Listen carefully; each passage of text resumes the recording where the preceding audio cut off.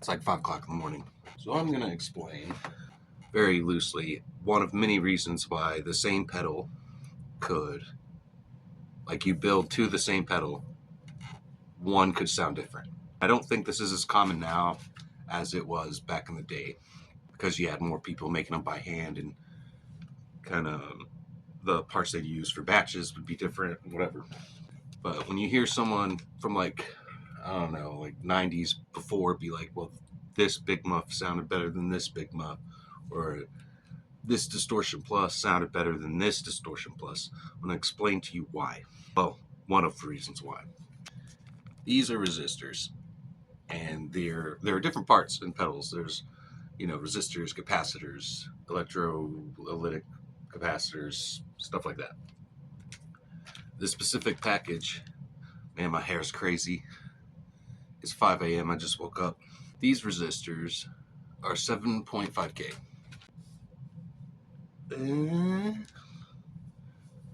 I'm not going to be a super good artist here, but whatever. Not going to lie, that took me longer than it should have because like every time I drew it, it looked like a penis. So it's a lot of erasing. Anyways, so you got your resistor. All right. You see that? Your resistor. And it is rated at 7.5K. All right. Use something like a multimeter, test. How you do that is you put, depending on what you're doing, you put, the resistors doesn't matter as much because there's no positive and negative. But you put one on the negative leg and one on the positive leg. Do that with one of these resistors and tell you what it comes out. It says 7.5 on the back, right? And it's 7.48K. It's rated at 7.5, but it was 7.4, whatever I said. Even though it's rated 7.5, it has that variation drift or whatever. So generally parts like resistors and capacitors have this little variance in which they can be slightly off. I don't think it's as bad now because that was only like 0.1 off or something. But I think the quality of parts also kind of make a difference. Like this resistor, yeah, this one. I can't remember exactly what it's made out of, but the blue ones seem to be closer to what they're rated. There's these resistors like this that are brown made of something else. So I grabbed a 2.2, oh, these are tiny, a 2.2 resistor that I use to tame or whatever the LEDs and pedals and projects. You can see it's brown. These tend to have a higher variance drift. They tend to have a higher variance drift. So if I measure this, should be roughly around 2.2K. We'll find out, I guess. 2.1K. So it's not as far as I thought. These little brown ones are just kind of, they're off usually a little more because of the quality of, they're off a little more because of what they're made out of. Generally speaking, everything is a little off. Nothing is like dead on perfect is what I'm getting at.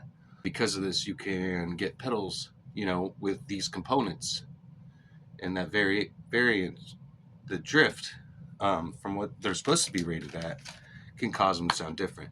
Now, I don't think it's like a radical difference in most cases. And like I said, technology's gone a long way. They're using surface mount components. I'll show you what a resistor looks like in a surface mount thing. So here's some example of some surface mount. Like those resistors I just showed you be the same as these tiny little things here on something that's surface mount. This is one of the reverbs I make. There's surface mount stuff on this too, which I can't even remember what this is. I think it's a boost. This is 100K. The reason I'm showing you this, because this is also a resistor. A pot is a resistor. Potiometer or whatever. Like if you have it all the way up, I don't know if you can see it. This number here is rated at 100K. And to test it, I don't want to use my multimeter again. But you test it and it'd be like 99.8 or 100.1, something. All the way up anyways. Diameter, changes that resistance when you turn it down. So you turn it up, it's at the 100K. You turn it down, and if I put a multimeter on the legs, you get like, you could actually see it go down. There's variation drift with this too.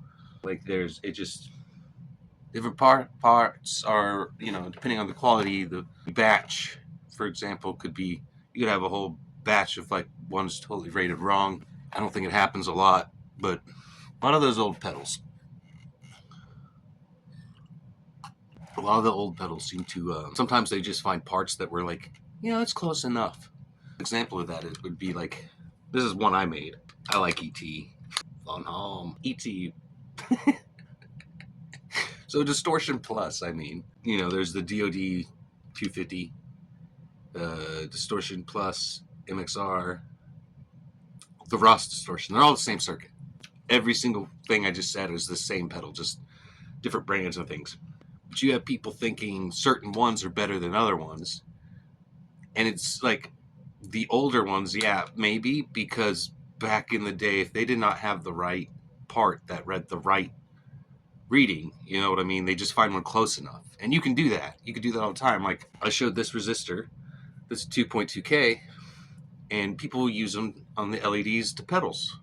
Like I bet if I unscrewed this pedal and opened it up, I could show you that, there's one of these before an LED. If you wanted your LED to be darker, you could use something higher than a 2.2K.